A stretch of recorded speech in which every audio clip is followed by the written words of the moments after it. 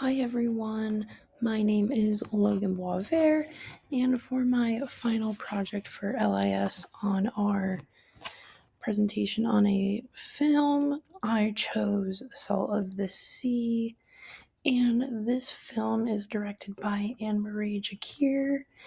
It was filmed in 2008, and it is a Palestinian drama. It follows Soraya, a Palestinian American woman who travels to Israel and the West Bank to reclaim her family's lost heritage and identity. After being denied access to her grandfather's frozen bank account, she sets out on a journey with two Palestinian men, Ahmad and Marwan. Together, they challenge borders, both literal and personal, in search of justice and freedom. This film explores themes of exile, displacement, and resistance, and through Soraya's experience, it highlights the ongoing struggles faced by Palestinians today.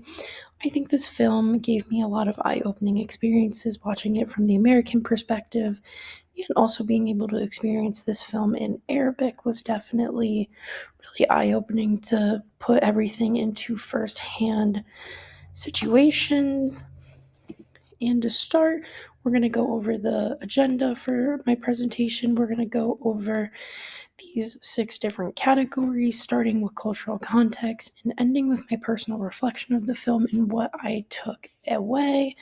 Again, like I said, this was a really great film to watch for this course, and I think it was just really eye-opening and overall was a really enjoyable film. To start with cultural context, the 3 different areas I noticed obviously were surface culture, deep culture, and foreign culture portrayal.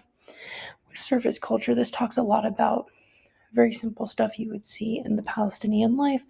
Talking about the clothing, there was a lot of this scene in the village scenes, and it really just showed the true culture and history behind the Palestinian lifestyle. And then obviously the food and hospitality. An example of those is that they serve tea as a welcoming, and then the meals they serve. And like I said, this film was filmed in Arabic, so there was a lot of use of Arabic language, and there was a lot of use of local dialects. And then just the visuals to see what it is like to live as a Palestinian was shown through the local homes, the religious practices, and the streets throughout the film. And then diving into deep culture, it talks about the importance of family and ancestral ownership. This is really big in Palestinian culture, as your family is like your first hand priority. And then getting the ownership of land is what really the fight for was in this movie. And going into that, there was a deep sense of historical injustice and the loss tied to Nakba, which is the 1948 Palestinian displacement. And also there was a value of resistance and pride in the Palestinian identity, but there was also struggles with identity for those in diaspora. And an example of that was Soraya's return. And then for the foreign culture portrayal, Soraya is a Palestinian American. She's a representative of Western culture, and she's definitely more direct, assertive, and independent, and definitely the leader of the group between her of Ahmad and Marwan. Definitely gets things done for the people. And her discomfort and frustration with the Israeli authorities, with the rigid political system, and overall, like we said, that she's a representative of Western culture, but this film critiques the complicity in Palestinian displacement and subtly shown through Soraya's outsider status despite her roots coming directly from Palestine. And then talking about intercultural communication, some key scenes see throughout the film is Soraya's encounter with the Israeli airport security, clear power imbalance, obviously, and then there was a lot of suspicion due to her ethnicity. And then the dialogue between Soraya and Ahmad, when there's a cultural clash between diaspora and those living under occupation. Like I said, a lot of this film was filmed in Arabic, so seeing that was a first on-hand experience. And then lastly, a key scene was her reaction to not being allowed access to her grandfather's bank account, and it shows legal and bureaucratic barriers between cultures. Like we said, that Soraya is a Palestinian American, but this is causing issues, obviously, with trying to gain access to her grandfather's bank account. And then the communication styles were very much shown heavily throughout the film. Soraya, who's representing the Western side of this, is very direct, outspoken, and individualistic. Again, like I said previously, she's definitely the leader of the group. And then Ahmad and the other local Palestinians are more cautious and direct, and they're definitely influenced by occupation. They tend to be the followers, and this can lead to a lot of misunderstanding. And an example was Soraya wants to act boldly, while Ahmad fears the consequences. Shows this is able to show different lived experiences between the two. And then for nonverbal communication, stuff that was shown throughout the film is that Ahmad was definitely afraid to make eye contact and avoided it a lot, even in conversations with Soraya, as he saw this as a fear of submission in occupied environments or just fear in general. And obviously, Soraya was very assertive with her posture and facial expressions and was able to convey her confidence and confidence just through body language and just overall facial features. And then the body language between the Israelis and the Palestinians in public spaces are often tense and guarded. With the two issues going on between the countries, this was definitely seen a lot throughout the film. And then the impacts of these, like we said with Soraya, like in Ahmad, the two differences of should not avoid, like avoiding eye contact, but then Soraya not really caring and being assertive and taking control, that the nonverbal cues are able to reveal unspoken emotions, and this was seen heavily by these two characters, and it helps also express cultural disconnect. Soraya's frustration is visible even when words fail to explain her reasoning why, and then sometimes hinders understanding.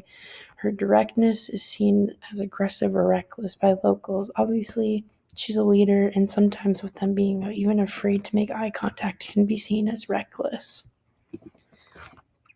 And talking about cultural adaptation, the instances throughout the film is Sarai tries to fit into the Palestinian society, which she does by living with the locals and speaking Arabic. And she struggles with the cultural expectations with the gender roles and the political awareness. She's a leader and she's going to fight for what she wants. And unfortunately, being a woman in a Palestinian society, a lot of rights are taken away because of gender. And the barriers that we're seeing throughout the film with cultural adaptation is obviously the legal and societal system. With the bank law and the checkpoints, they restrict Soraya's movements and rights. And there's also emotional barriers seen as she feels Palestinian but is treated as an outsider. Like we said, she does come from, this is her home country, but moved to America. And when she tries to come back, she feels like she's being treated like she's someone else. And then, addressed through rebellion, she takes matters into her own hands, and she does this by reclaiming the land. And for stereotypes and prejudices, for the stereotypes seen through in the film, the Israeli authorities obviously viewed Soraya with a suspicion because she's an Arab American. And a lot of the times throughout the film, it was seen that Soraya's too Western to some of the locals, and then the Palestinians are shown as victims but also resilient, with a main example of that is Soraya Ahmad getting back the land that they were fighting for. And the challenges or reinforced prejudices that we're seeing throughout the film is that it challenges the idea that all Arabs are dangerous and it humanizes Palestinians. It also changes Western ignorance by showing Soraya's learning curve. It also critiques Israeli bureaucracy and occupation without resorting to caricatures. And overall, with my personal reflection of watching this film, it definitely changed my understanding of Palestinian culture and identity. I realized I had limited awareness on what daily life is like under occupation and how deeply personal struggles for land and identity is for many Palestinians. This was heavily shown throughout the film, and it made me realize like what Palestinians are really fighting for in their day-to-day lives, and it was an eye-opening experience to then be more educated on this. And the film made me reflect on my own assumptions and how quickly people from diaspora are labeled as outsiders, even when they deeply identify with their heritage. I was especially struck by how culture is not just about like food, language, or the media that we see online, but it's about the history and the trauma and the belonging that these societies go through to help their culture become better. And the communication barrier shown in the film helped me see how much context matters in intercultural interactions. And overall, the film gave me a deeper appreciation for the emotional and political complexities of being caught between two cultures. And thank you so much for watching my presentation, and I hope that you enjoyed.